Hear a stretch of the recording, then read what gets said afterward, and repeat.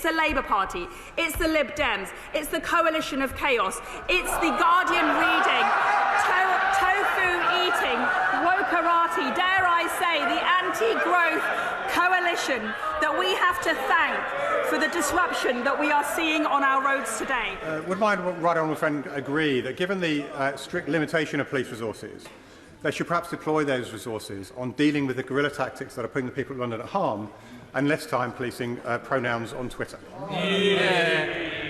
Well, my honourable friend raises an issue that is close to my heart, which is we need our police officers, our brave men and women, the majority of whom are heroes, frankly, in terms of this nation's law enforcement and security, to be focusing on our priorities and the priorities of the law-abiding majority, common-sense policing.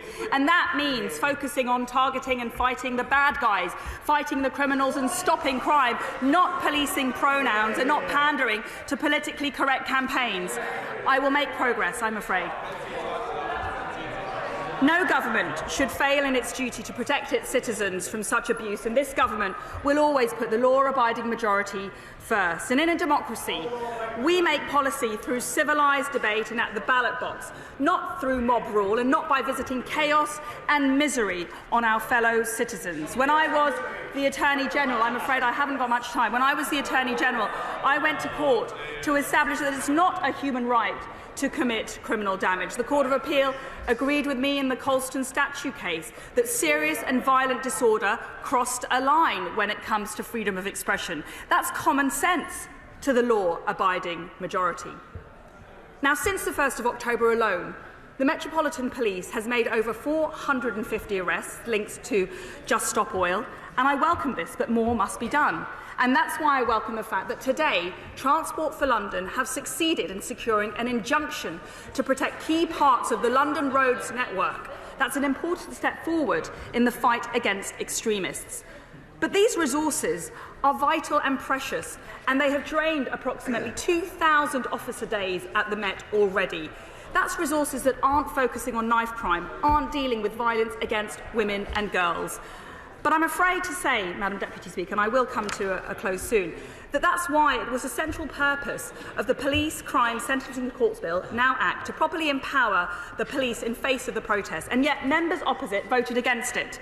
Had opposition members of the other place not blocked these measures when they were in the Police Crime Sentencing and Courts Bill, the police would have had many of the powers contained in this bill, and the British people would not have been put through this grief today. So yes, I'm afraid, Madam Deputy Speaker, it's the Labour Party, it's the Lib Dems, it's the coalition of chaos, it's the Guardian reading, tofu-eating, wokerati, dare I say, the anti-growth coalition that we have to thank for the disruption that we are seeing on our roads today.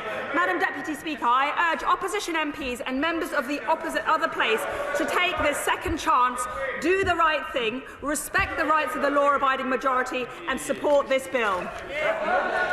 The question is that the bill be now read the third time. There's very little time left. Shadow Home Secretary Yvette. Madam Deputy Speaker, it's like astonishing. The Home Secretary actually talked about a coalition of chaos. We can see it in front of us as we speak. Look, I understand they do have concerns. The government does have concerns. When they face issues where you've got a selfish minority wreaking havoc, you've got someone who's resisting all attempts by the powers that be to remove them, causing serious disruption, disorder, chaos, with serious consequences for the public, for businesses, for politics and for financial markets. But they've glued themselves under the desk.